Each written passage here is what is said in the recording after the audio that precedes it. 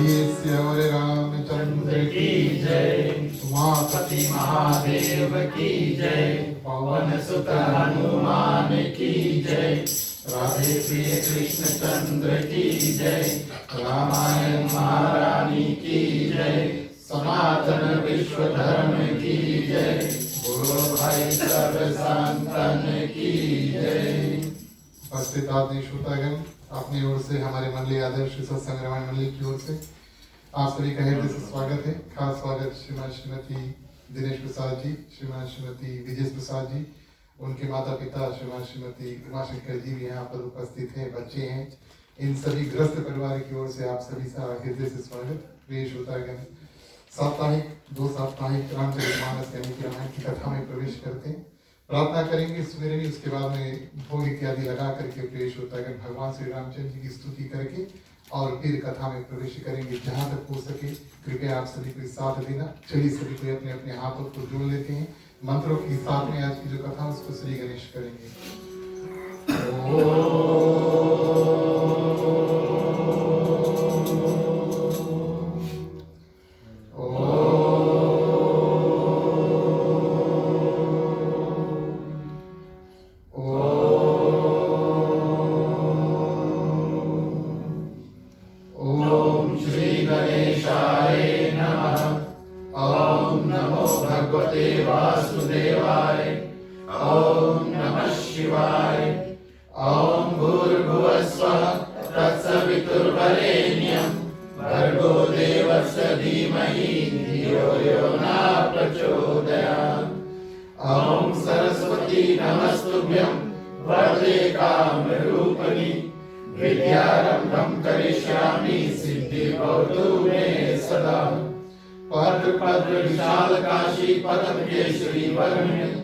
नित्यं पद्मालयं देवी श्यामा पातु सरस्वती। ओम गुरुर्ब्रह्मा गुरुर्विष्णु गुरुर्देवो महेश्वरा गुरुर्साक्षात् परब्रह्म तस्मै श्री गुरुवे नमः। तस्मै श्री गुरुवे नमः। तस्मै श्री गुरुवे नमः। ओम तमेव माता च पिता तमेव तमेव बन्धुश्च सखा तमेव तमेव विद्या द्रविणं तमेव तमेव सर्वं मम देव देव तमेव सर्वं मम देव देव तमेव सर्वं मम देव देव। ओम वासुदेवं सुतं देवं कंसचाणूरमर्दनं देवकी परमानन्दं श्रीकृष्णं वन्दे जगद्गुरु। श्रीकृष्णं वन्दे जगद्गुरु। श्रीकृष्णं वन्दे जगद्गुरु। ओम शान्तकारं भुजगशयनं पद्मनाभं सुरेश्वरं विश्वधारं गगनसदृशं मेघवर्णं सुहागरं लक्ष्मीकान्तं कमलनयनं योगविद्यानिलयं वन्दे विष्णुभवभयहरणं सर्वलोकैकनाथनं सर्वलोकैकनाथनं सर्वलोकैकनाथनं।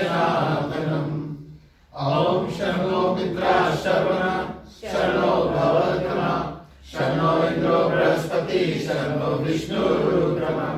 नमो ब्रह्मणे नमस्तेवाय तमेव प्रतीक्षं ब्रह्मासि तमेव प्रतीक्षं ब्रह्मा वदिष्यामि ऋतं वदिष्यामि सत्यं वदिष्यामि।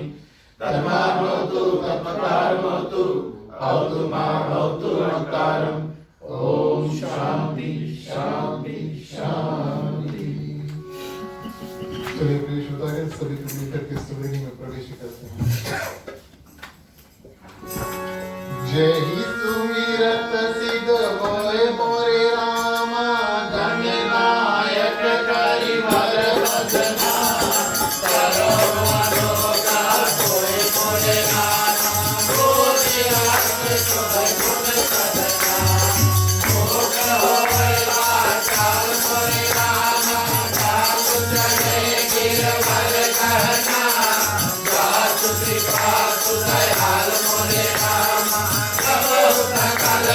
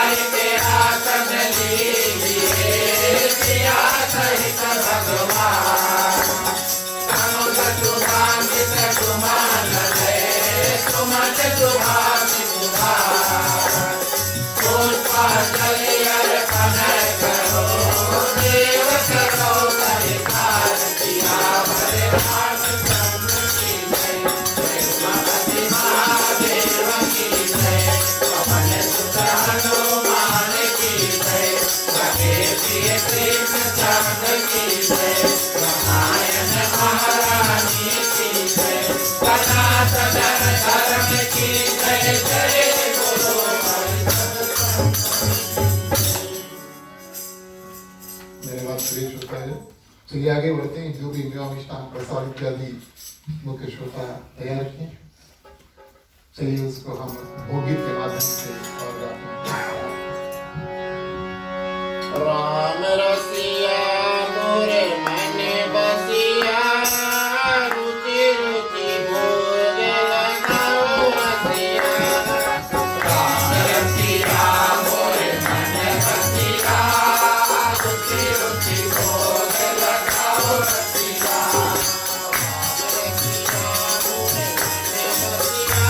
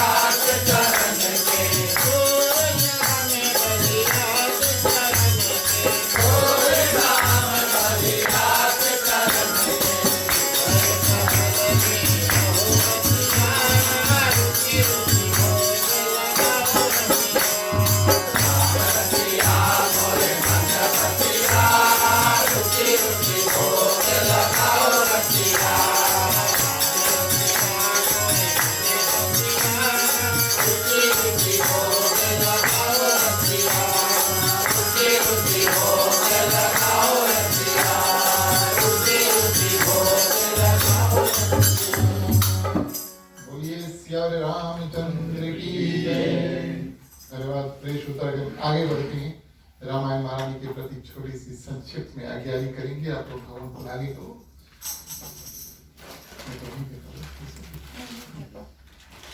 ठीक है।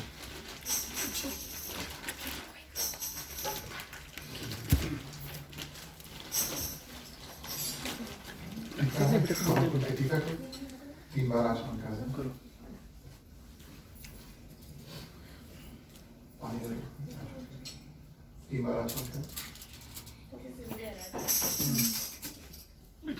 वही दबा तो जाता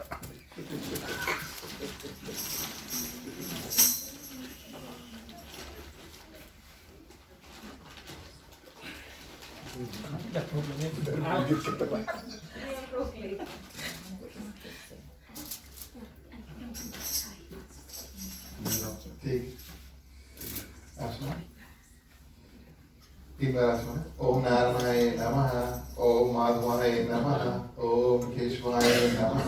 बोलिए अग्निदेव भगवान की जय। कपूर लकड़ी को करके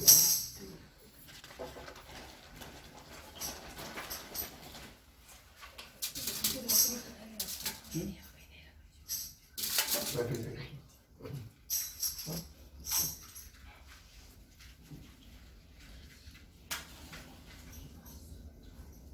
3 बार घुमाकर छोड़े। ओम अग्नि ज्योतिरग्नि स्वाहा। ठीक है, दूसरी नकली करो। ठीक है, अब मैं दूसरी नकली करूँ।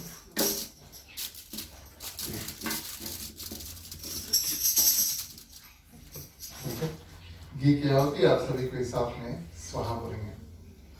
ओम नारायणाय नमः स्वाहा, ओम माधवाय नमः स्वाहा, ओम केशवाय नमः स्वाहा, ओम गणपतिये नमः स्वाहा।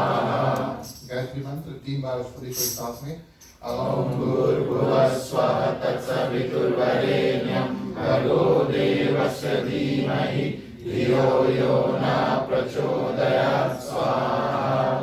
ओम भूर्भुवः स्वः तत्सवितुर्वरेण्यं भर्गो देवस्य धीमहि धियो यो न प्रचोदयात् स्वाहा।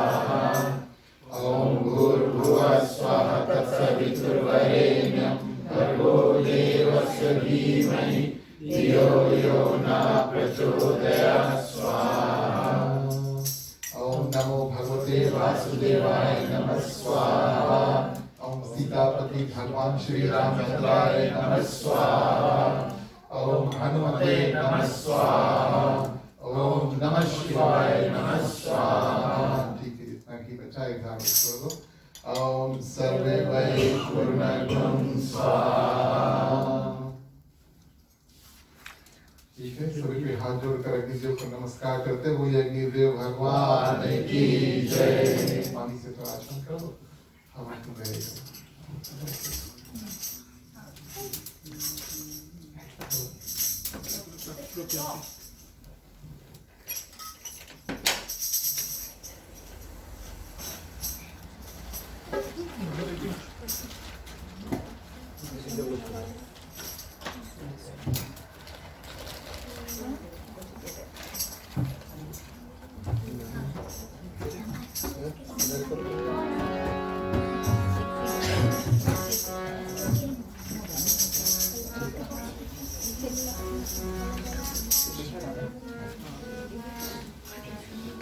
धन्यवाद प्रिय श्रोतागण, एक बार फिर से आप सभी का हृदय से स्वागत करते हैं अपनी ओर से, आदर्श सत्संग रामायण मंडली की ओर से। हमारे आज के ग्राम मालिक मालकिन श्रीमान श्रीमती दिनेश प्रसाद जी, श्रीमान श्रीमती विजेश प्रसाद जी, जितने बच्चे यहाँ पर रहते हैं, और हमारे ग्राम मालिक के जो सास ससुर श्रीमान श्रीमती उमाशंकर जी जो पीजी से पधारे यहीं पर है। हम सोचते हैं आप सभी को इनसे परिचित है। प्रिय श्रोतागण, वैसे कहा जाता है, नहीं ये बोलिए फिर बात।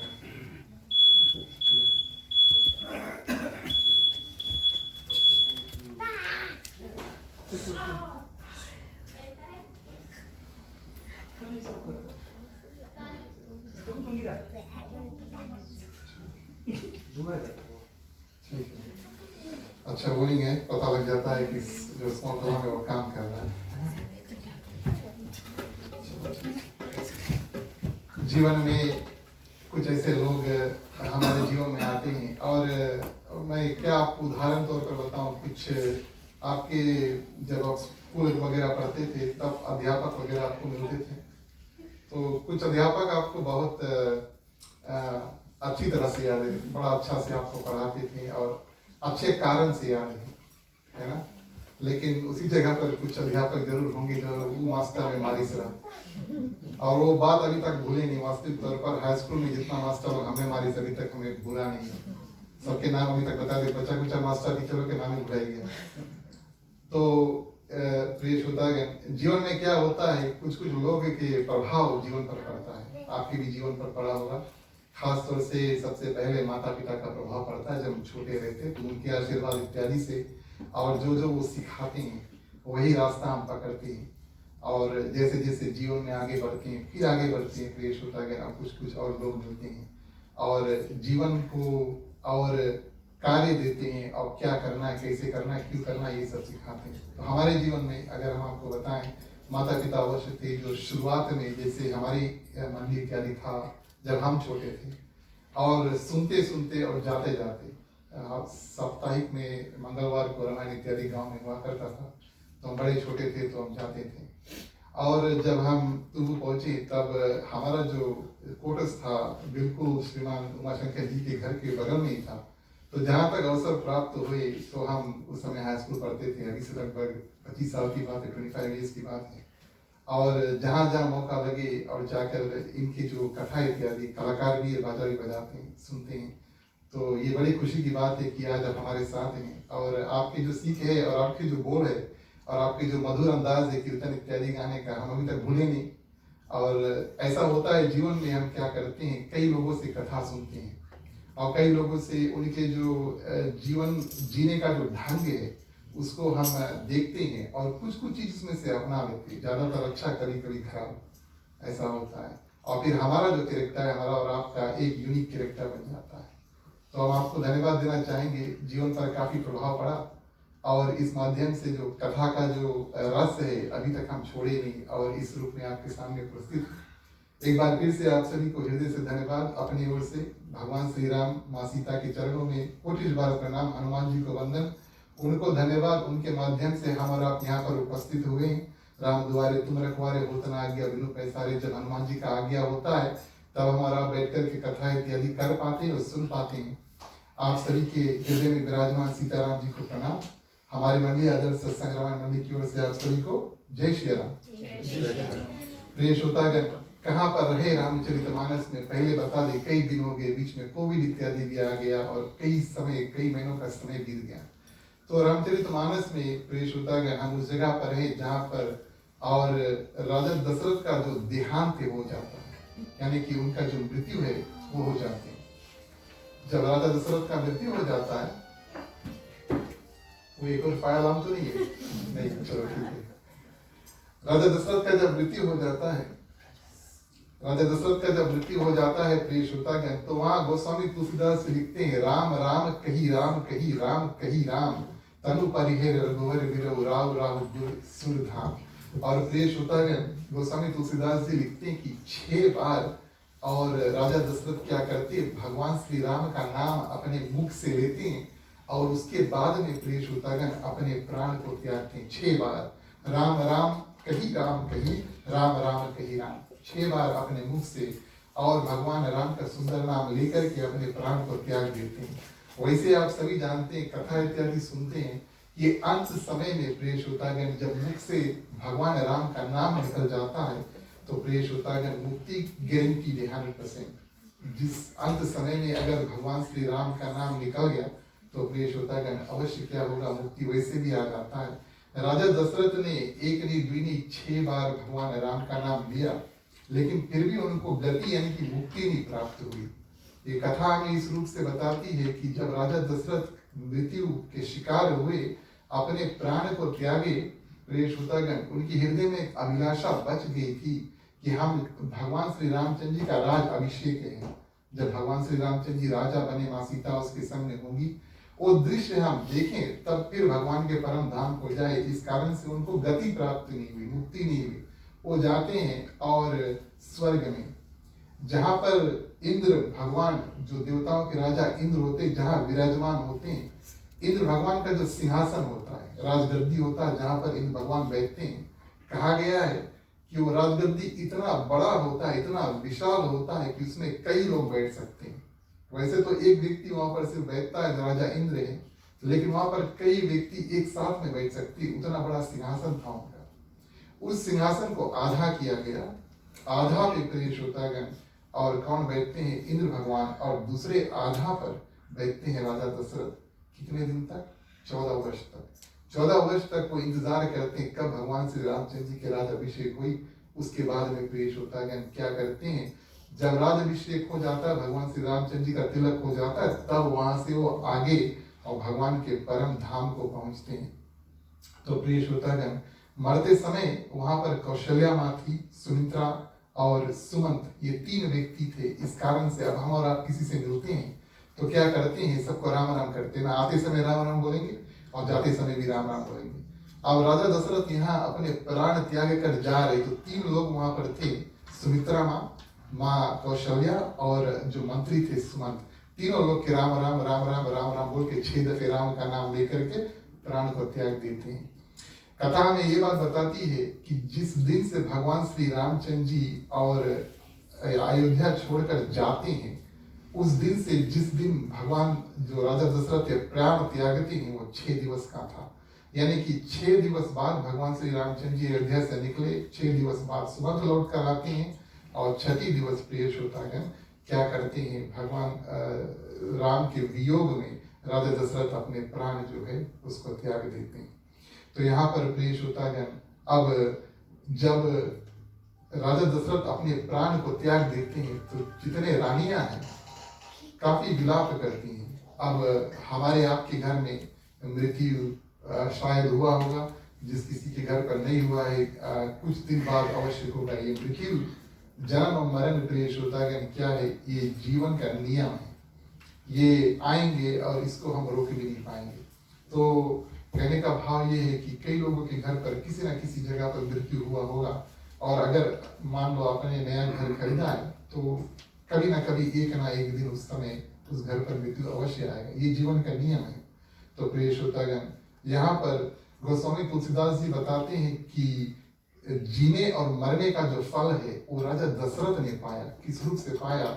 जिए तो भगवान श्री रामचंद्र जी के लिए जिए, जब जिए यानी कि जब जिंदा थे तो देखते थे भगवान श्री रामचंद्र जी को हमेशा, और जब वियोग हुए यानी कि उनके वियोग में प्रिय श्रोतागण, जैसे भगवान श्री रामचंद्र जी वन को गए, और सिर्फ इतने दिन इंतजार किए, 6 दिन की, पता लगे कि भगवान राम लौट कर आएंगे कि नहीं। सुमंत के साथ भेजिस था ना रथ में, कि रथ में जाओ, भगवान श्री रामचंद्र जी को वन के जो नजारा है वो दिखा करके, टूआ करा करके वापस लेकर आ जाओ।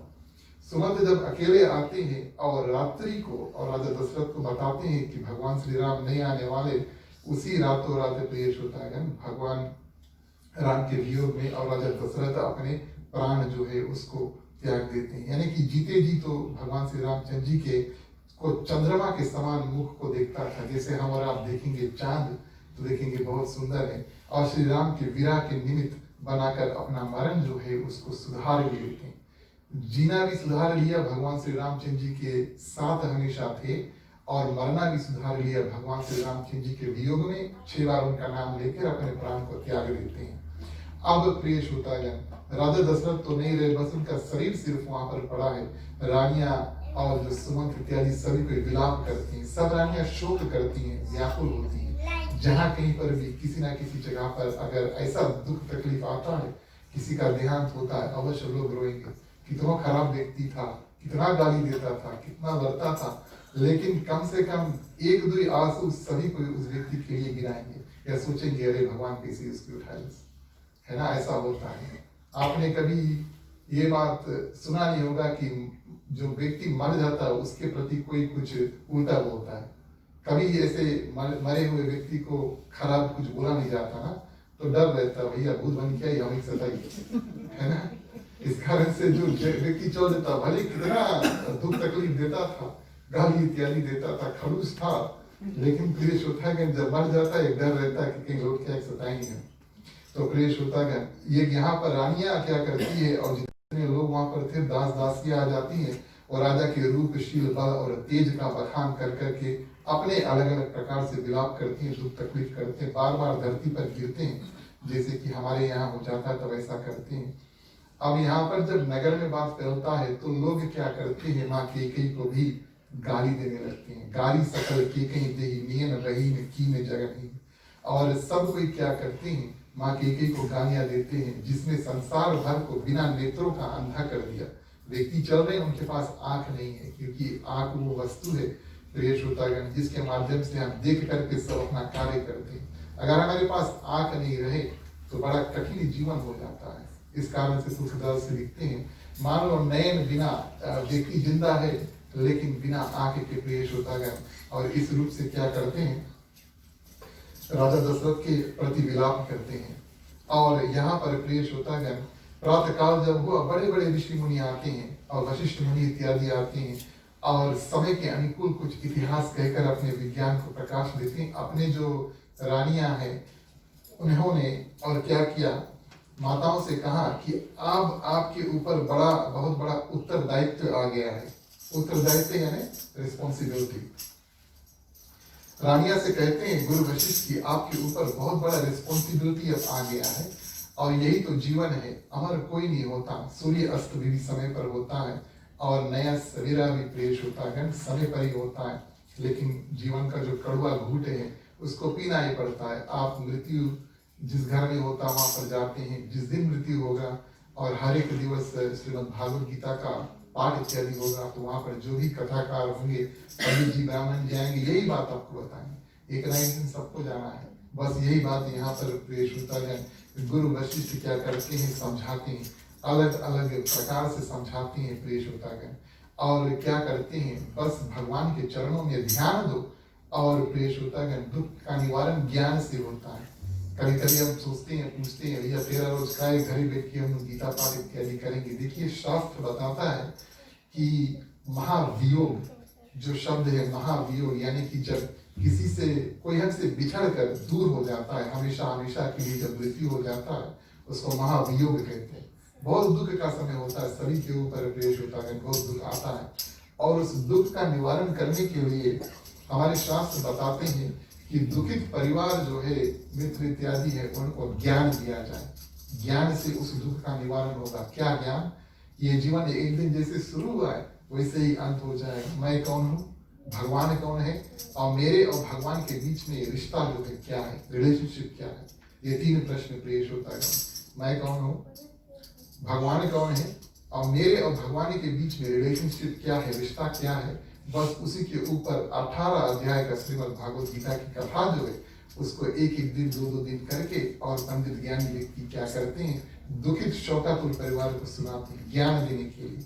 ज्ञान देते हैं, लोग भगवान में ध्यान करते हैं और ज्ञान के माध्यम से उनका जो शोक है वो कम हो जाता है। देखिए हम सबके ऊपर बीता है या बीतेगा।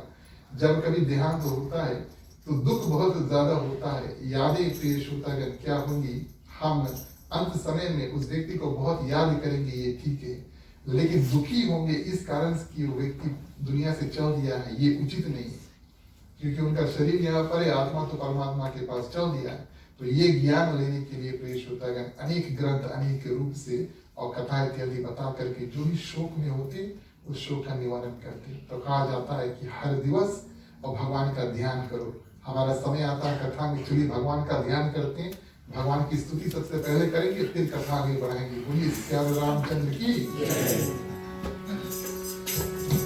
श्री रामचंद्र कृपालु भज मन हरन भव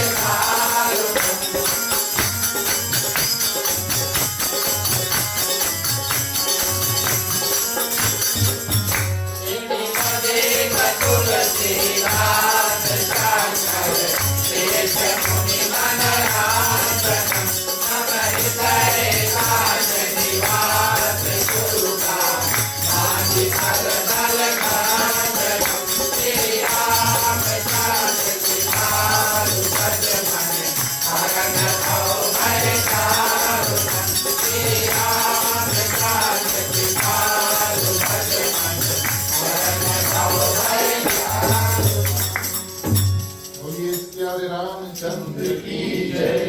तो इस रूप में प्रिय श्रोतागण गुरु वशिष्ठ क्या करते हैं और माताओं का मंत्री सुमंत का दुख दूर करने के लिए अनेक कथा इत्यादि सुनाते हैं। यहाँ की कथा पंडित ज्वाला प्रसाद मिश्रा जी क्या करते हैं विस्तार में बताते हैं। कई ऐसे उदाहरण देते हैं। राजा अविक्षति के एक पुत्र था, उसका नाम था राजा मारुत।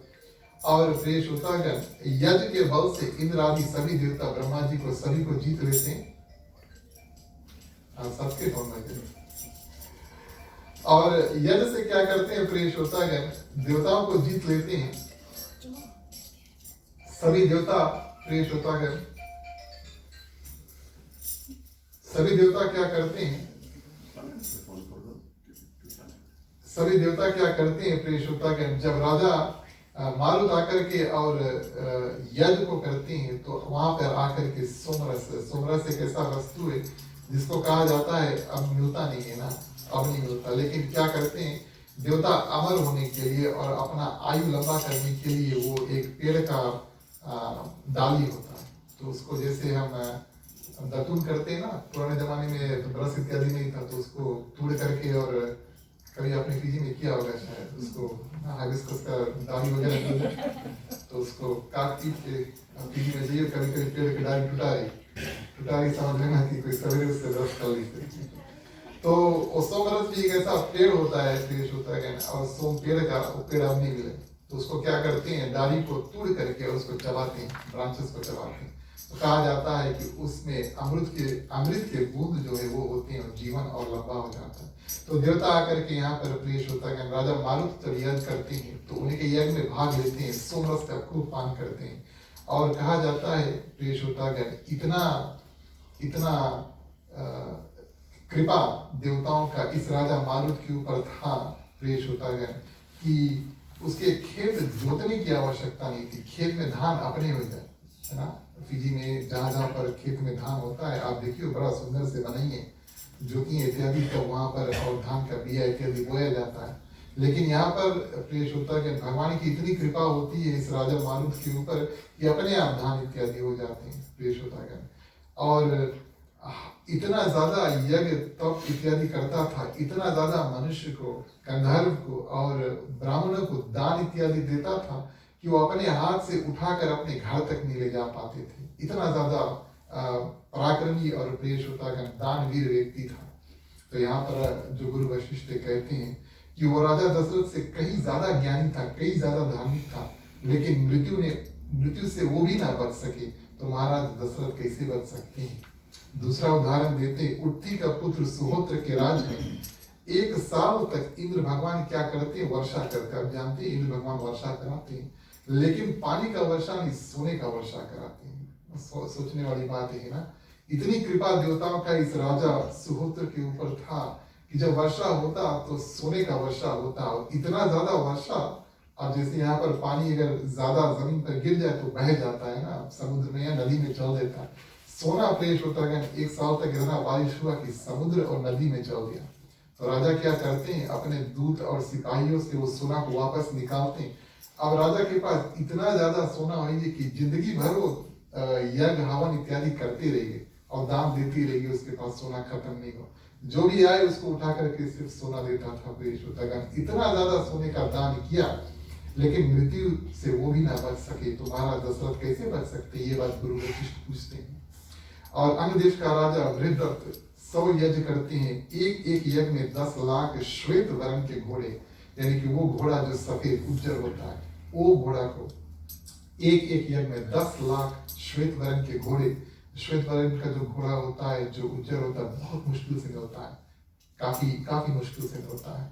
10 लाख हाथी, 1 करोड़ बैल और 1000 गौ इत्यादि दक्षिणा में दान किया करते थे।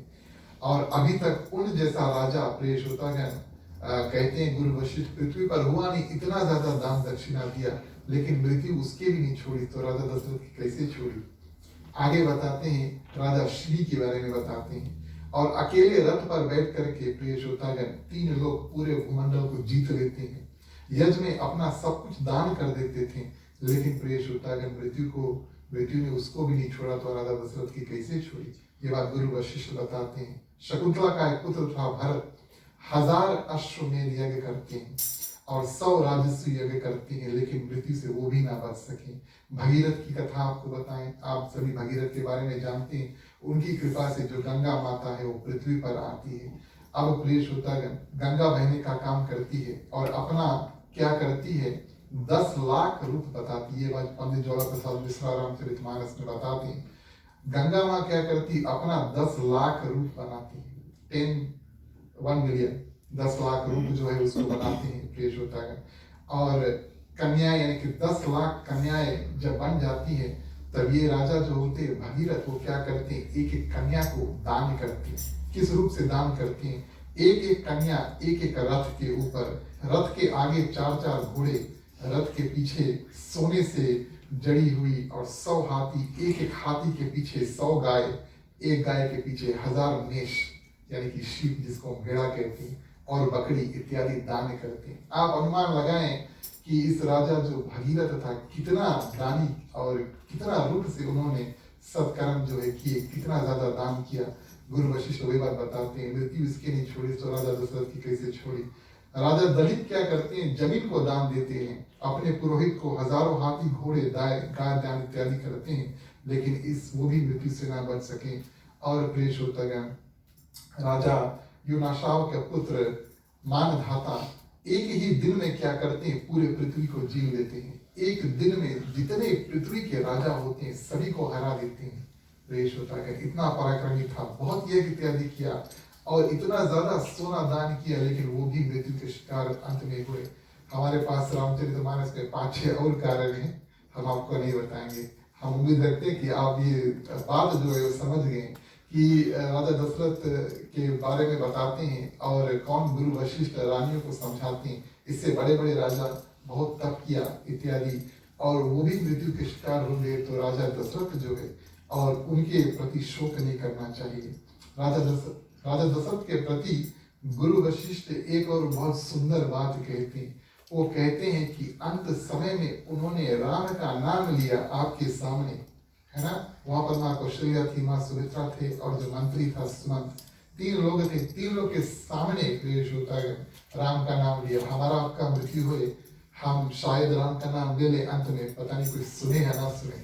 राजा दशरथ ने जब नाम लिया तो वहां पर 3 लोग गवाह थे कि उन्होंने भगवान राम का नाम लिया, तब अपने प्राण को त्यागे। तो गुरु वशिष्ठ कहते हैं कि इतना ज्यादा प्रेम भगवान में था और प्रेम के माध्यम से वो नाम अंत समय पर निकला। कहा जाता है कि जो वस्तु से हम बहुत ज्यादा प्रेम करते हैं अंत समय हमें वही याद आएगा। ऐसा होता है ना, पत्नी पति बच्चों से ज्यादा प्रेम करोगे तो वही नाम अंत समय के लिए आएगा। जो आप जिंदगी भर बोलियो हो जाएगा, जो आप जिंदगी भर बोलियो वही नाम प्रिय श्रोतागण क्या आता है। कहने का भाव अंत समय में मैं आपको 2-3 उदाहरण देता हूँ। जिंदगी भर तुम गंगा जल नहीं पी, उसके अंत समय में गंगा जल पियाने से क्या फायदा। जो व्यक्ति प्रसाद इत्यादि भगवान का भोग इत्यादि से प्रेम नहीं करता अंत समय में उसके प्रसाद का कोई क्लेश होता है ना। बात सही है या नहीं। तो कभी कभी हम भी जब मृत्यु इत्यादि में जाते हैं, त्रयोदशी का और दशकात का कार्य होता है तो वहां पर तो वैसे तो सब सादा खाना बना हुआ था, वेजिटेरियन है ना, और फिर पीछे पता लगे तो 7 days खाते रहे। तो अब क्या करें, आत्मा के प्रति हम क्या करते हैं, जो सादा खाना, क्योंकि वो खाना भगवान को चलता है ना, उसको निकाल देते हैं।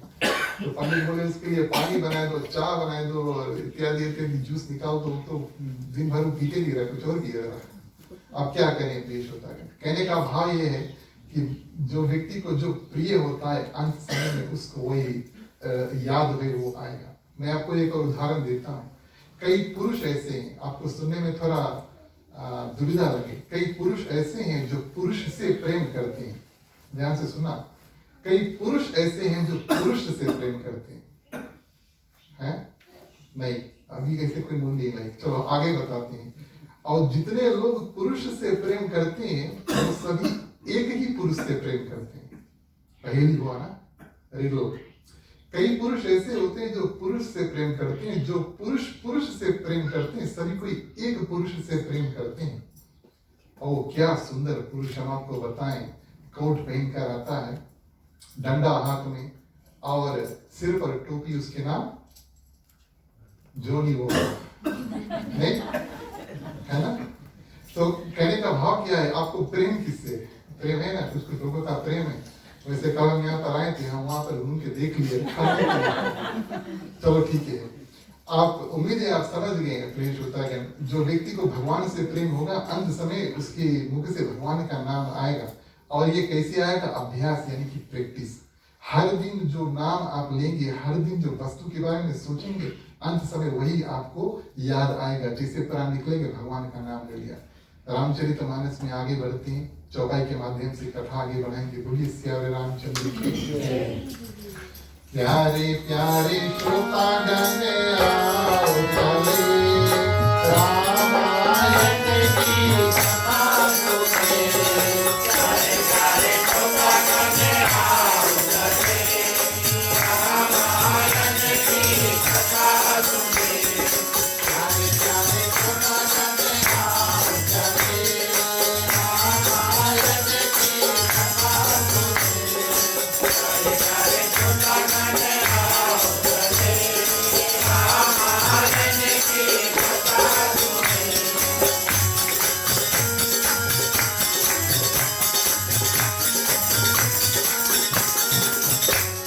जिया नमन कल दशरथ बावा, आज अनेक अकल यश गावा। जियत राम बिनु मदन निहारा, राम बिना करि मरन गवारा।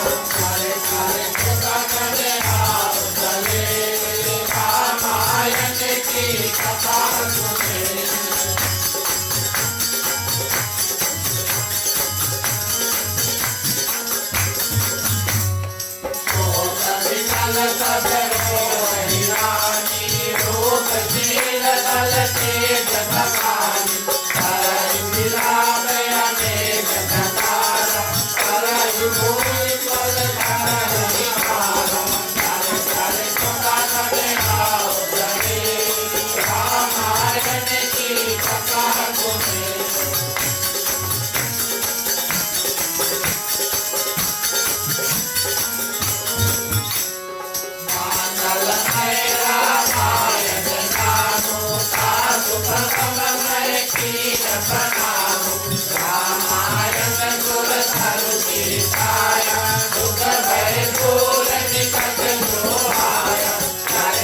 Bye.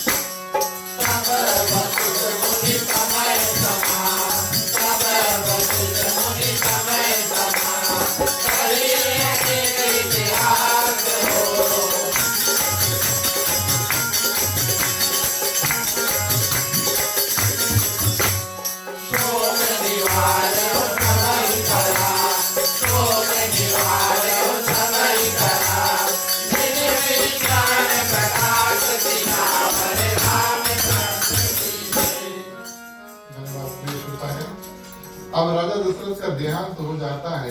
अब उनका जो 10 गाद त्रयोदशी यानी कि 10वीं और 13वीं का जो कार्य है, मृत्यु अंतिम संस्कार इत्यादि करना है, भगवान राम और लक्ष्मण तो है नहीं, वो तो वन चल रही हैं और किसी को पता नहीं, ध्यान देना, किसी को पता नहीं है कि भगवान राम और लक्ष्मण कहाँ गए। सुमंत को ये बात पता है कि वो गंगा पार करके गए, लेकिन गंगा पार के बाद में कहाँ गए ये बात सुमंत को भी नहीं पता।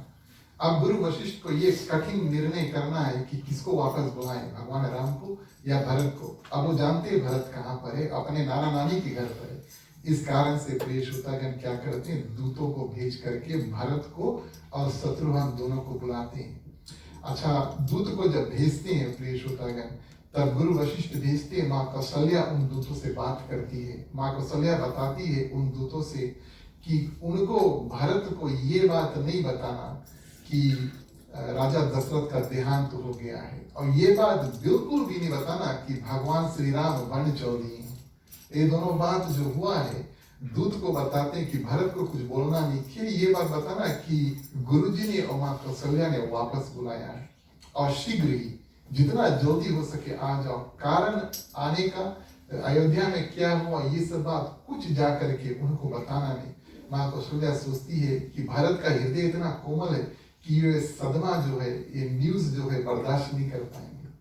और प्रिय श्रोतागण दूतों को ये आदेश दे करके भेज देते हैं और उधर अपने प्रिय श्रोतागण नाना के घर रहते हुए और भरत को जब से भगवान श्री रामचंद्र जी वन को जाते हैं उसको कई अनेक रूप से अपशगुन इत्यादि देखने को मिलते हैं। भरत को रात में उसको भयंकर सपना देखने को मिलता है, कड़ा सपना, भयंकर बहुत डरावनी सपना भरत देखते हैं।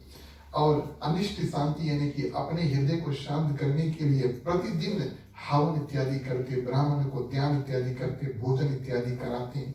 अनेकों विधियों से रुद्र अभिषेक, भगवान शंकर का लिंग अवतार जो है शिवलिंग की पूजा, अभिषेक इत्यादि करते हैं और महादेव जी को हृदय में मनाकर और उनसे माता पिता कुटुंब भाइयों का कुशल और क्षमा क्षेम इत्यादि जो है वो मांगते हैं कि सब कोई कुशल है। ये पूजा पाठ इत्यादि भरत करते करते प्रिय श्रोतागण 6 दिन हो गए। 1-2 दिन बाद दूत वहां पर आकर पहुंचे।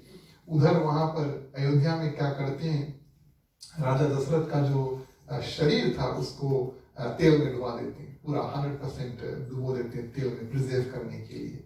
जब तक भरत ना लौट कर आए उसका जो तन है यानी कि जो देह है वो पूरा तेल में डुबा देते हैं। और प्रिय श्रोतागण दूत आकर के पहुंचते भरत से कहते हैं कि माँ कौशल्या और गुरु वशिष्ठ ने शीघ्र ही बुलाया है। कारण कुछ नहीं है, लेकिन आपको बहुत जल्दी बुलाया है। प्रिय श्रोतागण भरत मान जाते हैं ना, गुरु वशिष्ठ का आज्ञा है कैसे नहीं मानेंगे, माता का आज्ञा है कैसे नहीं मानेंगे। लेकिन दूत प्रिय श्रोतागण अपने आप को रोक नहीं पाए, दूत जो है वो रोने लगते हैं। अब आप सोचें जो दूत भी गए थे भरत को बताने के लिए, इतना बड़ा जिम्मेदारी कि जाओ भैया भरत के बताए के लेके आओ, लेकिन उनसे ये भी कह देते हैं उनसे कुछ बोलना नहीं। तो प्रिय श्रोतागण दूत रो देते हैं भरत के सामने और भरत पूछते हैं कि आप रो क्यों रहे हो। तो दूत फिर प्रिय श्रोतागण क्या करे, इसको व्हाइट लाई कहते हैं ना, झूठ कहना पड़ता है। बोले नहीं भैया भरत आपके बहुत दिन बाद देखा, इस कारण से आंसू टपके। बहुत दिन बाद देखा ना, कभी कभी हम बहुत दिन बाद किसी को मिलते हैं तो आंख अपने छलक जाता है, आंसू छलक जाते हैं। भरत और शत्रुघ्न शीघ्र ही प्रिय श्रोतागण क्या करते हैं, वो वापस और अयोध्या आते हैं और प्रिय श्रोतागण नगर में प्रवेश करते हैं। जब नगर में प्रवेश करते हैं और भरत को कई अनेक अपशगुन इत्यादि देखने को मिलते हैं। हम आपको कुछ उदाहरण बताते हैं। कौवे जो होते हैं बुरी जगह पर बैठ करके, जहाँ पर कौवा हरदम बैठे नहीं वहां पर बैठा है और बुरी तरह से काव काव इत्यादि कर रहे हैं। गधे और सियार जिसको जेकल हम कहते हैं, विपरीत बोल रहे। विपरीत बोली का मतलब है वो अपने नॉर्मल आवाज में नहीं, वो बिल्कुल उसके ऑपोजिट आवाज में प्रिय श्रोतागण और बोल रहे हैं। ये सुनकर और भरत के हृदय में और पीड़ा जो है वो भर रहा है। तालाब, नदी, वन, बगीचे सब शोभाहीन हो गए। तालाब का प्रिय श्रोतागण, नदी का जो शोभा उसका पानी होता है, कितना सुंदर पानी, क्लियर वाटर्स, ब्लू जो भी रहे। और प्रिय श्रोतागण वहाँ का पानी बिल्कुल फीका, बिल्कुल मैला इत्यादि सरयू का पानी। और जितने बगीचे भरत देखते हैं अयोध्या में सब फूल मुरझा गए, सब पत्ती इत्यादि गिर जाती है। अयोध्या में कभी ऐसा होता नहीं था। जो दृश्य भरत आकर के देखते हैं वो जान जाते कुछ बहुत गंभीर जो है वो गड़बड़ है। नगर। और जब भरत लौटकर आते हैं, सभी लोग आकर के, भरत आपको बताएं वो 12 साल से अपने नाना नानी के घर पर रह रहा है।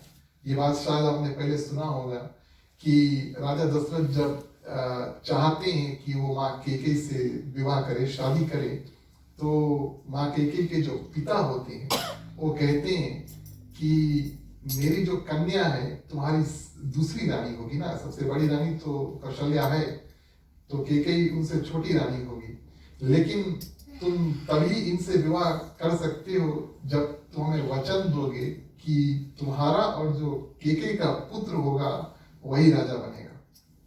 ये जो वचन है ये माँ कैकेयी के जो पिता है राजा दशरथ से पहले ले लेते हैं। अभी कोई पुत्र का जन्म नहीं हुआ है, लेकिन प्रिय श्रोतागण, राजा दशरथ माँ कैकेयी से विवाह करना चाहता तो वचन दे देते।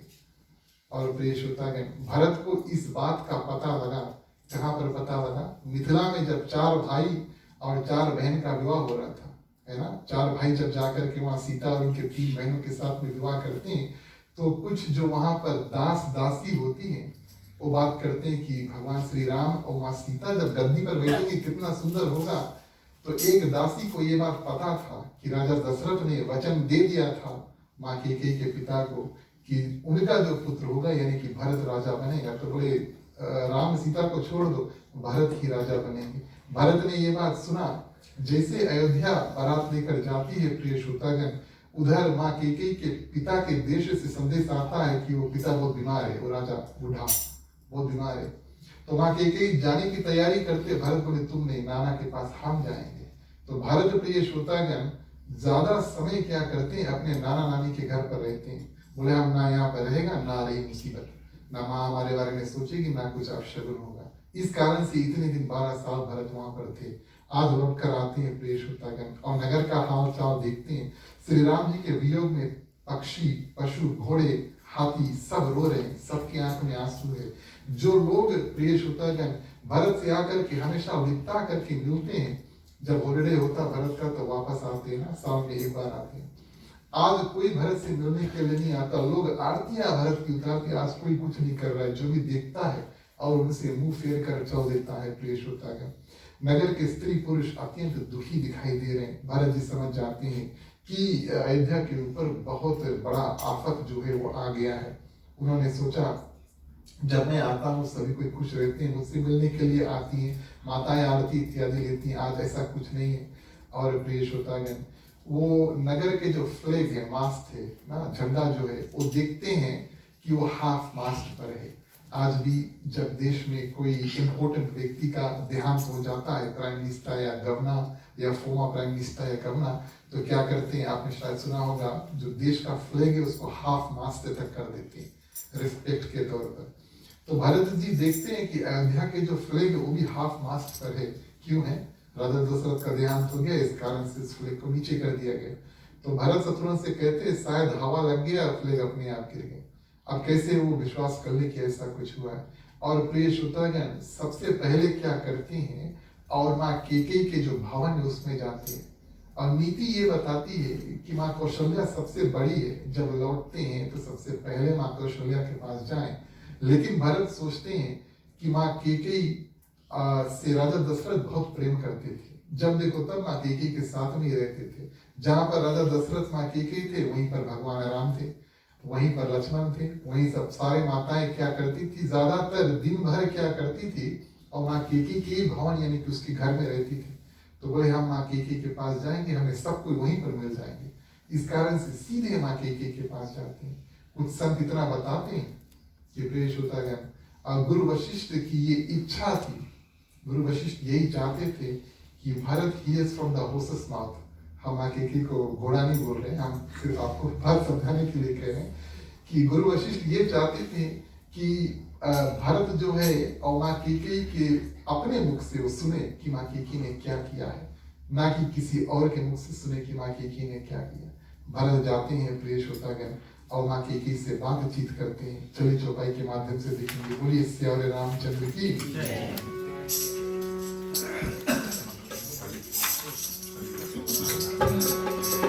कलयुग केवल नाम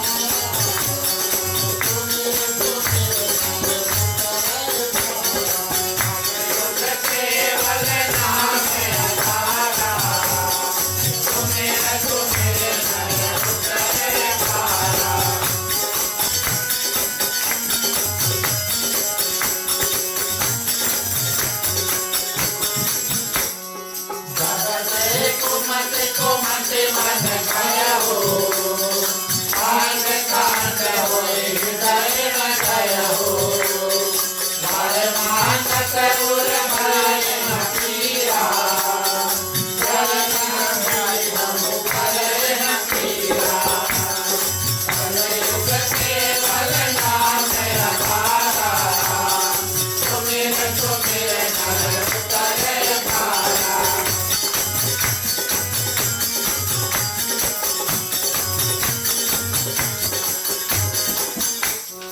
भूत प्रतीत तोरित मिटीनी कारण काल विधि मति हरि दीनी विदहु नारी हृदय गति जानी सकल कपट रव सुन पानी कलयुग केवल नाम आधारा सुमिर सुमिर कर उतरे भारा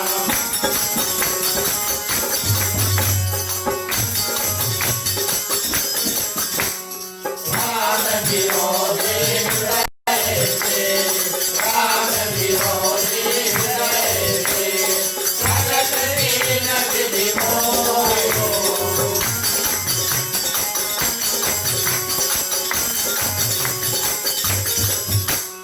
मोहमान को पार की मोहमान को पार की आदि करो कछु कोई पितामह राम धन्यवाद श्रेष्ठ होता है। तो माँ केकई के महल में जो भरत है वो जाते हैं और बातचीत यहाँ पर होता है। देखिए रामचरितमानस में तुलसीदास जी के आधार पर ये पहली बार और आखिरी बार भरत माँ केकई से बात करते हैं।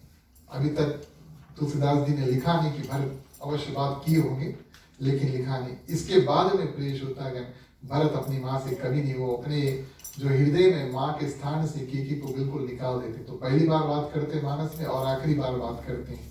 और प्रेष होता है माँ केकई क्या करती है, आरती का थाल सजा करके लेकर आती। देखिए नियम ये बात बताता है कि जब घर में देहांत हो जाता है और 10 गाद तक हम क्या करते हैं, आरती इत्यादि नहीं बांटते। ये बात आप सभी को जानते हैं। तो ये दृश्य गोस्वामी तुलसीदास जी लिखते हैं, सफेद वस्त्र पहने माँ केकई और भरत देखकर जान जाते हैं कि क्या हुआ, लेकिन फिर भी वो अपने आप को रोकते हैं। सफेद वस्त्र पहनते हैं ना जब किसी का देहांत हो जाता है, जो माताएं इत्यादि होती हैं, और फिर भी आरती बिल्कुल सजा करके और जला करके आरती लेकर आती है। उनको जो परंपरा इत्यादि है उसका परवाह नहीं माँ केकई का। आकर के भरत की आरती इत्यादि उतारती है प्रेष होता है। और कहूँ कहाँ तात कहाँ सब माता, कहाँ सिया राम लखन प्रिय भाता, एक वाक्य में।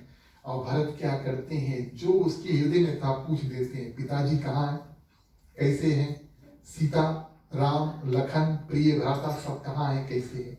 ओ माता का कुशल नहीं पूछते, आप किसका कुशल पूछेंगे, वो तो आपके सामने है। यानी कि भरत के सामने माँ केकई उसका कुशल नहीं पूछते हैं, लेकिन और जो वहां पर नहीं है उन सबका कुशल पूछते हैं प्रेष होता है।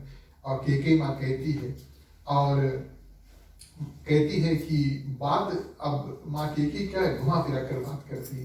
कहती है कि बात बिगड़ने वाला था, लेकिन मैंने उसको संभाल लिया। बेचारी मंत्रा जो है उन्होंने काफी सहायता किया, लेकिन एक बहुत बड़ा घटना हुई, राजा दशरथ के प्राण जो है वो उड़ गए। ये बात माँ केकई प्रेष होता है भरत से कहती है। और भरत प्रेष होता है चक्कर खा करके तात तात यानी पिता तात तात चिल्ला करके वो पृथ्वी पर भड़ाम से गिर जाते प्रेष होता है। ये सदमा वाली बात है ना, किसी को बताओ उसका पिता का देहांत हो गया, ये बड़ा भारी सदमा वाली बात है। और खास तौर पर भरत जैसे संत जैसे व्यक्ति के ऊपर तो ये बड़ा कठिन हुआ होगा जब माँ केकई ने प्रेष होता है उसको बताया। और भरत यह सुनते हैं प्रेष होता है और विषाद के मारे बेहाल हो जाते हैं। और प्रेष होता है जब अपने सुधी को जब उठते हैं फिर से और ध्यान देते कि क्या हुआ कैसे हुआ, तब फिर माता से पूछते हैं कि किस कारण से मेरे पिता का जो देहांत है प्रेष होता है वो किस कारण से, वो देवलोक, क्योंकि माँ केकई कहती वो देवलोक गए, स्वर्ग को गए। तब प्रेष होता है माँ केकई, और जिस रूप से माँ केकई बात करती है गोस्वामी तुलसीदास जी यहाँ पर लिखते हैं, हम आपको सरल में बताते हैं। जैसे आपके तन पर कहीं पर घाव है, मान लो आपका हाथ कट गया हो, अभी अभी कटा है और आप उसका खून पोंछ दिया है ना, ये पहले काम आप करेंगे, खून पोंछेंगे फिर मरहम पट्टी करेंगे। मान लो आपका हाथ अभी कटा, आपने खून जो उसको पोंछ दिया है, नमक मिर्चा लेके वहीं में रगड़ दिया। माँ कैकेयी के वचन उस ओर से निकलते हैं, एक हाथ काटे, माने कि बताए राजा दशरथ ने भी दूसरा बात बताते हैं कि कारण ये कि तुम्हारे पिता को इस बात का दुख हुआ कि भगवान राम माँ सीता को और वन जाना पड़ा। तो भरत प्रिय श्रोतागण, अब सदमा के ऊपर सदमा आप देखें, एक सदमा तो था कि बेचारा पिता का देहांत हो गया। जब ये बात सुनते हैं कि भगवान राम सीता और लक्ष्मण वन में चल देते हैं, तब ये बात भूल जाते हैं कि उसके पिताजी मर गए, बिल्कुल भूल जाते हैं। एक सदमा वो भुला जाते हैं, दूसरे सदमे के बारे में वो सोचने लगते हैं, फिर धड़ाम से प्रेष होतागन और पृथ्वी पर गिर जाते हैं। जब ये बात सुनते हैं कि राम लक्ष्मण सीता तीनों वन को चल देते हैं और प्रेष होतागन कारण पूछते हैं, भरत अब प्रश्न इत्यादि करते हैं किस कारण से उनको वन जाना पड़ा। और प्रेष होतागन माँ कैकेयी जो है पूरा इतिहास जो है बताती थी, मैं चाहती थी कि तुम राजा बन जाओ भरत, और ये मेरे पिताजी तुम्हारे नाना भी चाहते थे, इस कारण से हमने राजा दशरथ से 2 वरदान मांग लिए, एक तो तुम्हें राजा बना दे और दूसरा भगवान राम को वन भेज दे।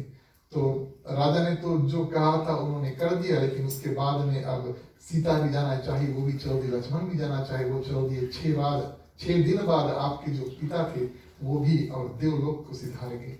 तो कुछ काम बन गया, कुछ काम बिगड़ गया। इस रूप से प्रिय श्रोतागण और माँ कैकेयी भरत को समझाती है। प्रिय श्रोतागण, आगे की कथा में हम एक डिस्क्लेमर दे देते हैं।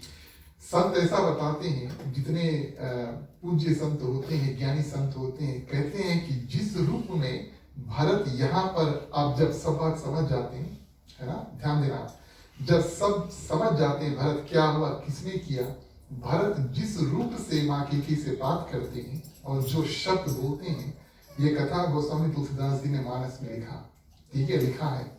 लेकिन संत ऐसा बताते इस कथा को पढ़ना नहीं चाहिए, इस कथा को करना नहीं चाहिए, इस कथा को बोलना नहीं चाहिए, क्योंकि जो भरत जो कड़वाहट इस्तेमाल करते हैं प्रिय श्रोतागण, कोई पुत्र कभी अपने माता के प्रति ऐसे शब्द ना बोले ना कहें। इस रूप में संत इत्यादि बताते हैं कि रामचरितमानस की सब कथा करो और सुनो, लेकिन भरत जब यहाँ पर बात करना शुरुआत करते हैं प्रिय श्रोतागण, तब ये कथा को नजरअंदाज कर दो। कभी अगर आपने सुना, मैं आपको 2-3 उदाहरण दे देता हूँ, सस्पेंस में नहीं छोड़ूंगा, लेकिन कभी अगर आपने ये कथा को सुना तो आप ये समझ लेना कि इस रूप से अपने माता से कभी बात करना नहीं चाहिए, ठीक है प्रिय श्रोतागण। मैं उसको आपका कारण बताता हूँ। भारत के लिए अब भरत अपने हृदय से और माँ कैकेयी को माता के पद से निकाल देते हैं, है ना, सभी के पास माता इत्यादि है, माता के पद से उसको निकाल देते हैं। देखिए, माँ है और जननी है, जननी जन्म देती है, जो जन्म देती है उसको जननी कहते हैं। आपके जीवन में माता अनेक होंगे, लेकिन जननी एक ही होगी जो जन्म देती है। जननी आप कभी बदल नहीं पाएंगे, नेवर चेंज, क्योंकि उन्होंने एक ही माँ ने आपको जन्म दिया, उसको जननी कहते हैं। तो जननी तो नहीं बदल पाया भरत, लेकिन माता के पद से उन्होंने निकाल दिया। कारण ये उनकी दृष्टि में, यानी कि भरत की दृष्टि में, जो जिस व्यक्ति ने और एक भक्त को और भगवान से दूर किया, यानी कि भगवान राम को भेज दिया, भरत के यहाँ बुला लिया और उन दोनों के बीच में जंगल का फासला कर दिया, 14 वर्ष का फासला कर दिया, बोले ये हमारी माता नहीं हो सके। इस कारण से क्या करते हैं, अपने हृदय से और कैकेयी माँ को माँ के दर्जा से बिल्कुल निकाल देते हैं। तब फिर प्रिय श्रोतागण ये वचन इत्यादि जो कहते हैं, मैंने फिर आपसे एक बार दोहरा कर बता दूं, अगर सुनना भी तो प्रिय श्रोतागण ऐसा ध्यान देना कि इस रूप से कभी अपने माता पिता से बात मत करना। ये बात बताते हैं कि सबसे पहले शब्द इस्तेमाल करते हैं पापिनी, तुमने जो कर्म किया है बहुत पाप का कर्म जो किया है। और प्रिय श्रोतागण, तुमने ये कर्म किया है, इसके बाद में कभी कोई माता पिता अपने पुत्री के नाम कैकेयी नहीं रखी, है ना। लोग अपने पुत्री का नाम सीता इत्यादि धर देते हैं, उर्मिला इत्यादि धर देते हैं। कभी किसी कन्या का नाम आपने कैकेयी सुना? कोई रखीस कभी सुना? नहीं सुना होगा ना। बोले तुमने कर्म ऐसा किया है कि इसके बाद में कोई भी स्त्री अपने पुत्री का नाम कैकेयी नहीं रखेगी। और मुझे जो जन्म है बड़ा सुंदर मिला, भरत बोले सूर्य वंश में सम्राट राजा दशरथ जैसे पिता मिले, राम जैसे भाई मिले, और प्रिय श्रोतागण तुमने हमारी बिल्कुल निरादर करके हमारा नाक इत्यादि काट दिया, तुम्हारी जीभ गल तुम क्यों नहीं गए बात करते करते, ऐसे कहते हैं। बिल्कुल अपनी माता की तरह तुम कठोर हो। भरत ये बात कहते हैं किससे? माँ कैकेयी से। बोले बिल्कुल अपनी माता यानी भरत की नानी की तरह तुम कठोर हो। अच्छा ये बात हम आपको सर फोड़ कर बता देते हैं। देखिए भरत की जो नाना थे, जो राजा थे, ठीक है, नाना नानी की बात अब आपको बता। भरत के जो नाना थे उनको एक ऋषि ने ऐसा वरदान दिया कि वो जानवर जब कभी बात करें तब वो समझ जाए। हम और आप जब कभी बिल्ली या कुत्ता इत्यादि बात करेंगे हम नहीं समझ पाएंगे, वो भौंकेगा। हम सोच रहे हो भूख रहा है, वास्तविक तौर पर वो तो हलो कर रहा है ना, है कि नहीं? तो भारत के जो नाना थे उनको ऐसा वरदान था कि जब जानवर बोलेंगे तब उनको समझ में आएगा कि वो क्या बोल रहे हैं। लेकिन वही ऋषि ने बताया था कि जानवरों का बात सुन करके तुम कभी किसी और को बताओगे तुम्हारा मृत्यु हो जाएगा, ठीक है? तो बात समझ सकता था लेकिन वो किसी को बताए उनका मृत्यु हो जाए, ये वरदान प्रिय श्रोतागण और भरत के नाना के पास था। एक दिन नाना नानी दोनों सैर करने निकले और प्रिय श्रोतागण नाना को यानी भरत के नाना को दुई चींटी एंट्स जो है बात करते सुनाई दिए, और एक चींटी दूसरा चींटी से बहुत बड़ा जोक करी। जोक में जैसे हम और आप जोक बताते हैं, तो चींटी दूसरा चींटी से जोक करिस और वो लोग अपने में जैसे दो व्यक्ति बैठकर बात करे उधर कोना में वो लोग अपन हंस लिस। तो नाना के कान में, भरत के नाना कान में पड़ गए कि वो क्या बोले, जोक इसके भी पता लग गए, ये भी खूब हंसिस। हाँ भरत के नाना अब हंसिस प्रिय श्रोतागण, और नानी बगल में, अब उसको कैसे लगे? राजा हंस रहे, कुछ अच्छे होगा इस कारण से हंस रहे हैं, कुछ अच्छे होगा। लेकिन अब वो रानी क्या करती है, उसको थोड़ा वरदान मिला कि वो समझ पाए कि छुट्टी और छुट्टी की आवाज कर रहे, तो वो जिद कर लेती है, हद कर लेती है कि नहीं तुम हमें बताओ। तो राजा जो नाना होते कहते हैं कि अगर हम तुम्हें बता दे देवी तो हमें अपने प्राण मर जाएंगे, प्राण त्यागने पड़ेंगे। तो रानी क्या कहती है, कोई बात नहीं, बोले बताओ हम तो जाने क्या जो भले तुम्हारे प्राण चल दे लेकिन तुम हमें बताओ, है ना? तो राजा इनको देखते हैं, रानी को ऐसा रानी को पत्नी के रूप में उनका रखी, उसके बस महल से निकाल दी छोटे पे। जब माँ कैकेयी छोटी थी उनकी माँ को राजा ने और महल से निकाल ही दिया था। कहने का भाव ये प्रिय श्रोतागण कि माँ कठोर थी ना, निष्ठा नहीं, हम जानेंगे भले पति मर जाए कोई बात नहीं, जोक हम तय जानेंगे, है ना? अब वो जोक हम आपको नहीं सुना सकते क्योंकि वो जोक तो राजा सुनीस वो तो अब वही जाने ना, वो किसी और के बताई तो मर जी तो हम लोग के क्या बताई। तो प्रिय श्रोतागण क्या करते हैं और रानी को महल में से निकाल देते हैं।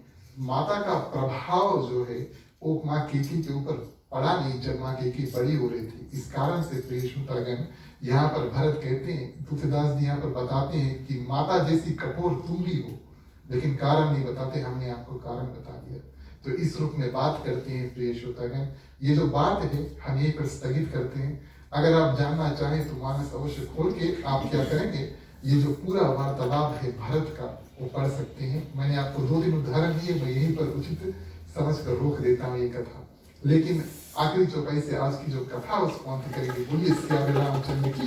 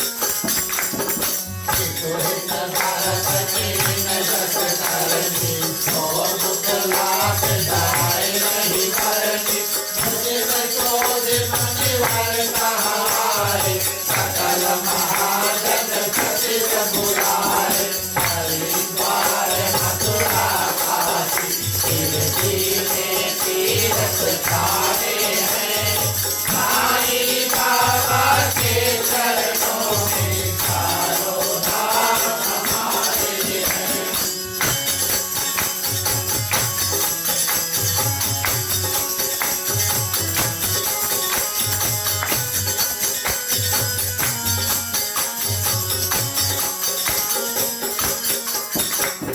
जय जय राज सभा सब जाए हर बोल भारत लो भाई भरतवती सनिकट बैठाए बीच धर्म है मत में उधारे हरिद्वार मथुरा काशी शिरडी में तीर्थ स्थाने हैं साईं बाबा के चरणों में चारों धाम हमारे हैं साईं बाबा के चरणों में चारों धाम हमारे हैं।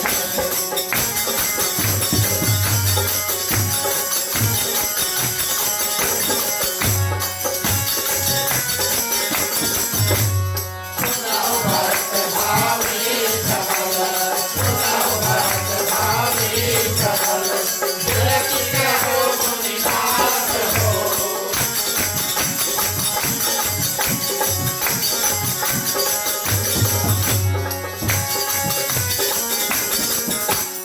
हानि लाभ जीवन मरण हानि लाभ जीवन मरण यश उपयश विधिहार विरावर रामचंद्र की जय जय उमापति महादेव की जय पवन सुत हनुमान की जय राधे प्रिय कृष्ण चंद्र की जय रामायण महारानी की जय सनातन धर्म की जय जय बोलो भाई। मेरे बाद प्रिय श्रोतागण, जैसे कि हमने आपसे बताया मानस में गोस्वामी तुलसीदास जी के जो कलम से पहली बार आखिरी बार आज भरत बोली से अपनी माँ से केके से बात किया, पहली बार आखिरी बार वहां से निकलते दोनों भाई मंत्रा मिलती है। और प्रिय श्रोतागण ध्यान देना, कथा बतलाती है कि शत्रुघ्न अपने जो शत्रुघ्न का नाम ये शत्रुघ्न जो शत्रु को मारे, और जैसे उसकी दृष्टि मंत्रा के ऊपर पड़ती है सदधश की आई मंत्रा, बोले आज तो हमें बहुत इनाम मिलने वाला है, अच्छा कर्म बड़ा कर्म किया ना। इनाम के बदले प्रिय श्रोतागण शत्रुघ्न उसको 1 लात मारी, और कुबड़ी थी ना उसका जो देह था आधा थोड़ा उसका अंग का एंगल थोड़ा अलग था, टेढ़ा था, है ना। कुब्जा के बारे में आप जानते हैं, भागवत में आती है, जिसको भगवान श्री कृष्ण क्या करते हैं, कुब्जा 3 ओर से टेढ़ी थी, 1 2 3 जगह पर, तो भगवान श्री कृष्ण अपने हाथ से उसको 1 2 3 सीधा कर देते हैं, है ना। और यहाँ पर मंत्रा के कुबड़ा को सीधा करने के लिए प्रेष होता है, शत्रु उसको 1 लात मारते हैं, कुबड़ा भी फूट जाता है, उसके जो खोपड़ी वो भी फूट जाती है, लेकिन मरती नहीं है ना। और तलवार निकाल लेते हैं शत्रु, आप जानते हैं शत्रु का हाथ मारने वाला, लेकिन भारत प्रिय श्रोतागण संत दृष्टि के भारत उसको रोक लेते हैं, और दोनों जाते हैं प्रिय श्रोतागण कहाँ पर, माँ कौशल्या के पास। माँ कौशल्या के जो रंग रूप है उसको देखते हैं, मैले कपड़ा विकल वस्त्र पहने हुए प्रिय श्रोतागण, और जो जेवर इत्यादि थे सब बाल सब बिखरे हुए हैं, और प्रिय श्रोतागण उनके साथ में सुमंत बैठे हैं। आप कभी बड़ा दुख किसके ऊपर आ जाए तब उसको अकेले नहीं छोड़ना चाहिए, है ना। आप जब किसी के घर पर देहांत हो जाता है तो आप देखेंगे कि भैया कहाँ से वो पता नहीं परिवार कभी उसके घर घूमे ऐसा कि नहीं, लेकिन आई गई यहाँ पर द्विहत्ता रुकी, है ना, ऐसा होता है, सब परिवार इत्यादि आकर मिल जाते हैं।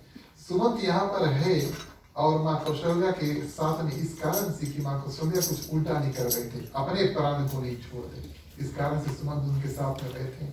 और यहाँ पर पेश होता है भरत और माँ कौशल्या के जो सुंदर बातचीत इत्यादि होता है। भरत अनेक रूप से माँ कौशल्या को समझाने की कोशिश करते हैं कि जो भी कुछ माँ केके ने किया उसमें मेरा समर्थन नहीं था, मैं तो जानता भी नहीं था, अनेक रूप से बताते हैं।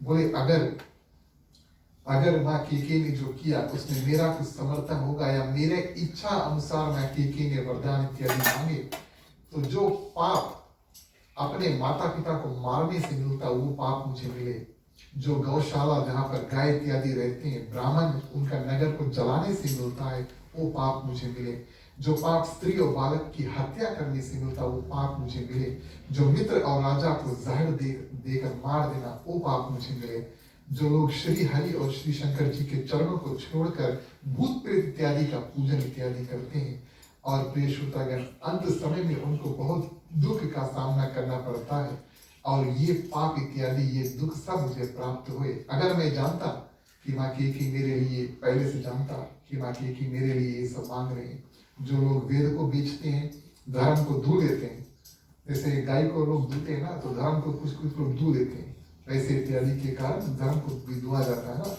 तो बोले ये सब पातक है, ये सब घोर पाप है, ये सब पाप मुझे लगे अगर मैं जानता था कि माँ केकी मेरे लिए ये सब मांग रही है, जिनको सत्संग में प्रेम नहीं है, परमार्थ के मार्ग से विमुख है, बिल्कुल दूर रहे हैं और भगवान ने शरीर तो दिया लेकिन भजन इत्यादि से बहुत दूर है, ये सब लोग जो अंतिम गति उनका बहुत दुखदायक और दर्दनाक होगा। देश होता है ये सब गति मुझे प्राप्त हुए। आप मानस बताती है, मैं अपने मुख से तो कह रहा हूँ, लेकिन मानस बताती है कि माँ कौशल्या पेश होता है उनके लिए ये भरत को ये सब शब्द बोलने की आवश्यकता नहीं थी, वो जानते थे कि भरत बिल्कुल निर्दोष है।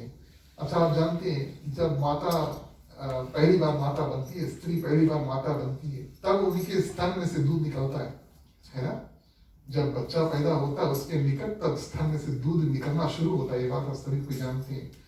भरत भगवान राम लक्ष्मण और शत्रुघ्न के इतने बड़े हो गए, आज प्रिय श्रोतागण भरत की ये बात सुन करके और भरत के प्रति इतना ज्यादा स्नेह, आज इतनी बुरी हो गई, माँ कौशल्या के स्तन में से दूध, प्रेम के कारण दूध निकलता है ना, माता के प्रेम के कारण से दूध निकलता है, बच्चा है तो भैया दूध पी, और उनके स्तन में से दूध निकलने लगता है पेश होता है और वो भरत को रोकती है, नहीं हम जानते हैं आपकी इसमें कोई सहमति नहीं थी, आप नहीं जानते थे।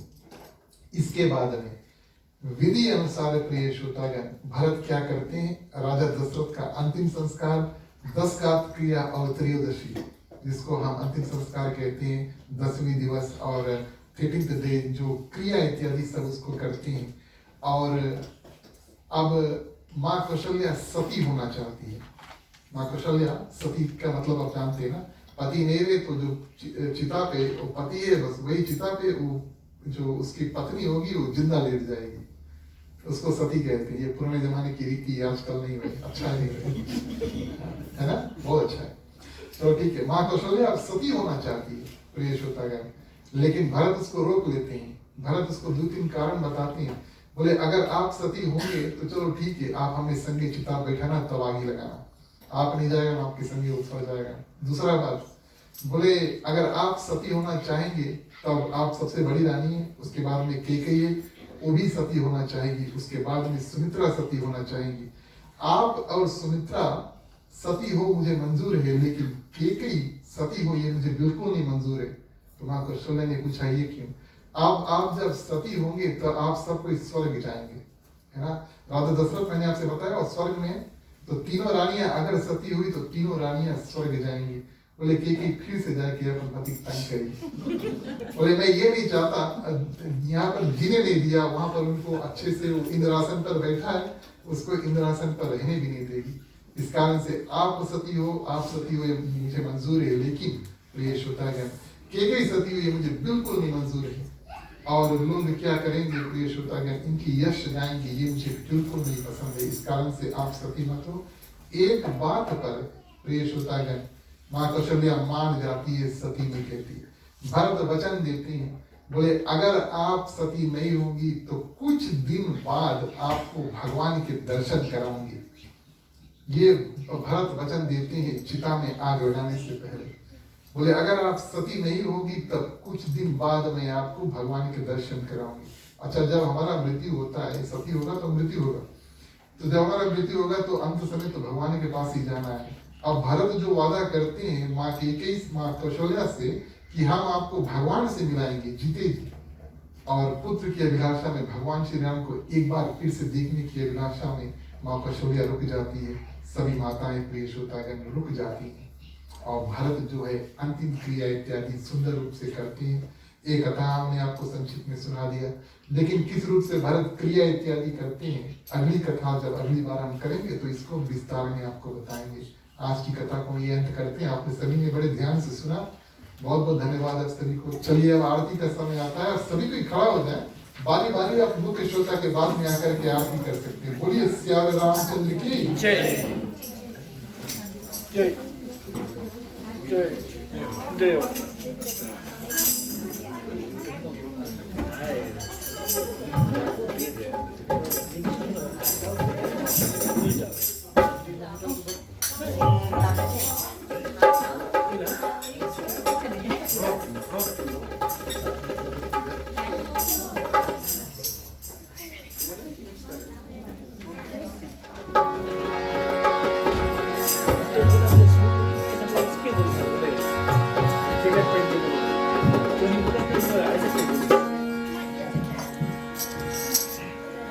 आरत श्री रामायण जी की आरती, तीरथ कलित ललित सियाती की आरती।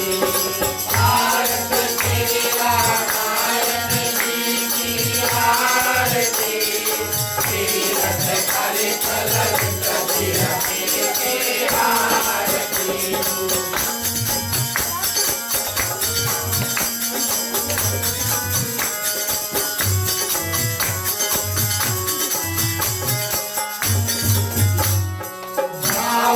ब्रह्मादिक मुनि नारद आरती, वाल्मीकि ज्ञान विशारद आरती। आरत श्री रामायण जी की आरती, तीरथ कलित ललित सियाती की आरती।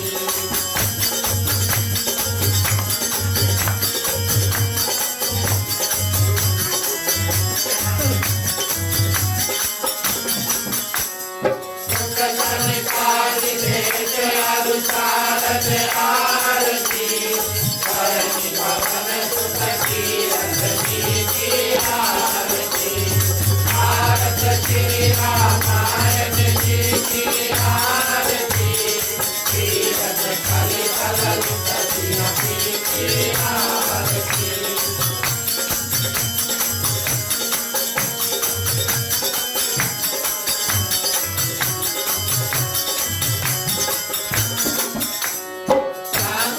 गावत ठाकुर भवानी आरती, हरुगत सांभव मुनि विज्ञानी आरती। आरत श्री रामायण जी की आरती, तीरथ कलित ललित सियाती की आरती।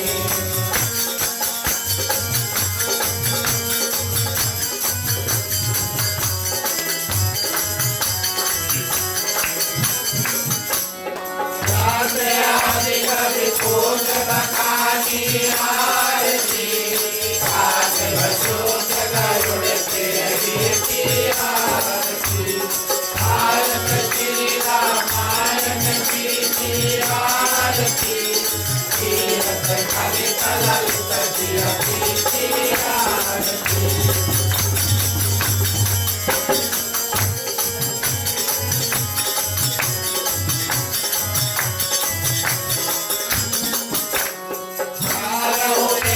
पुराण अंग दस आरती, आओ चांद सब कांचन कोरत आरती। आरत श्री रामायण जी की आरती, तीरथ कलित ललित सियाती की आरती।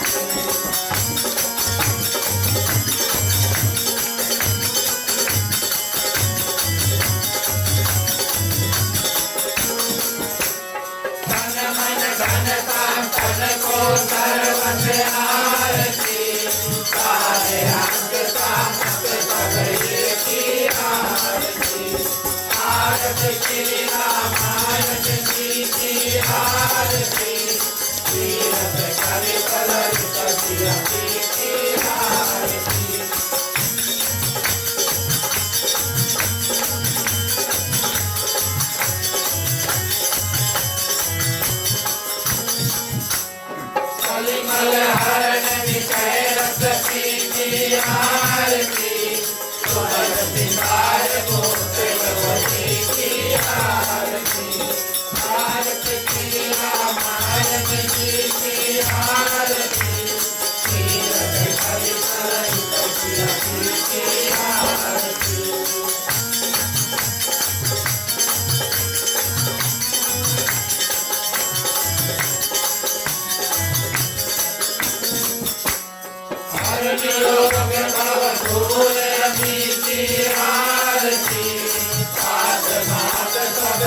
तुलसी की आरती, भारत श्री रामायण जी की आरती, तीरथ कवि कलम सजिया की आरती, भारत श्री रामायण जी की आरती, तीरथ कवि कलम सजिया की आरती, भारत श्री रामायण जी की आरती, तीरथ कवि कलम सजिया की आरती।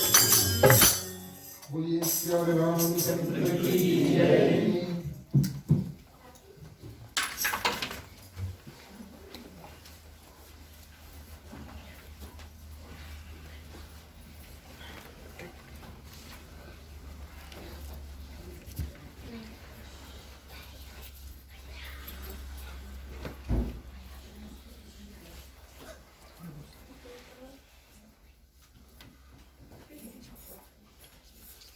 तुम्ही हो माता पिता, तुम्ही हो बंधु सखा, तुम्ही हो जो क्यों सके ना वो फूल हम है, तुम्हारे चरणों के धूल हम है, दया की दृष्टि सदा ही रखना, तुम्ही हो बंधु सखा, तुम्ही हो साथी, तुम्ही सहारे, कोई न अपना सिवा तुम्हारे, तुम्ही हो नैया, तुम्ही केवैया, तुम्ही हो बंधु सखा, तुम्ही हो बंधु सखा, तुम्ही हो बंधु सखा, तुम्ही हो।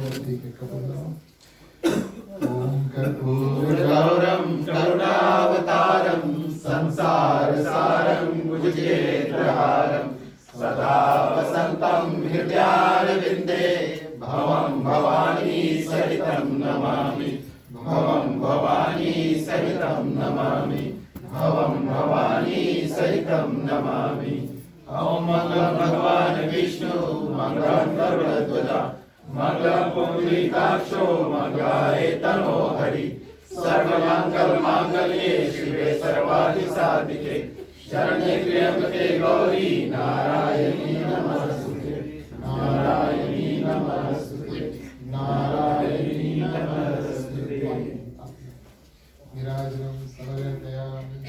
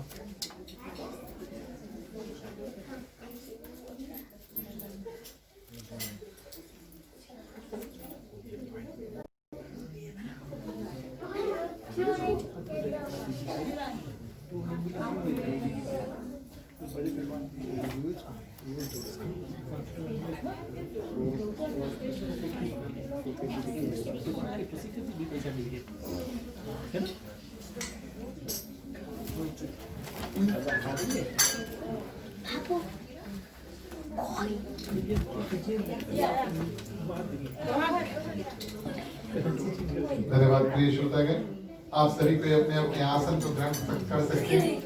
आरती आपके पास आएगी, बैठे बैठे बारी बारी आप आरती का दर्शन करें। हम आज का कार्यक्रम आगे बढ़ाते विसर्जन का समय आता, चलिए सबको आज की कथा को मिल करके विराम देंगे। बोलिए सियावर रामचंद्र की जय।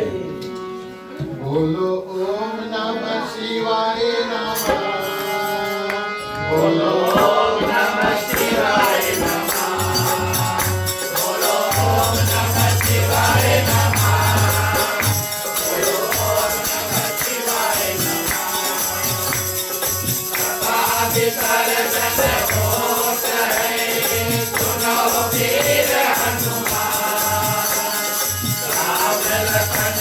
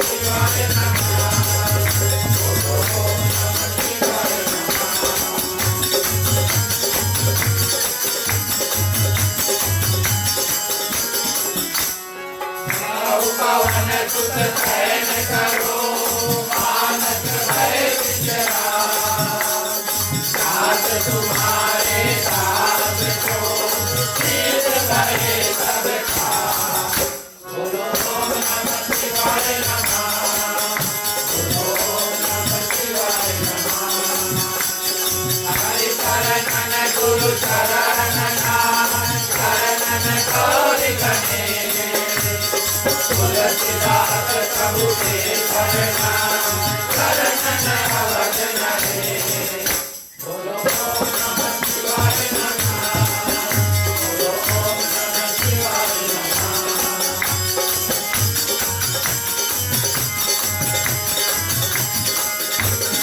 राम लखन श्री जानकी भरत शत्रुघ्न भाई सदा विसर्जन करत हो ईश्वर की नमः बोलो ओम नमः शिवाय नमः बोलो ओम नमः शिवाय नमः साधु संत को बांधगी ब्राह्मण को भरना साधन कर जोड़ के सबको सीखाना बोलो ओम नमः शिवाय नमः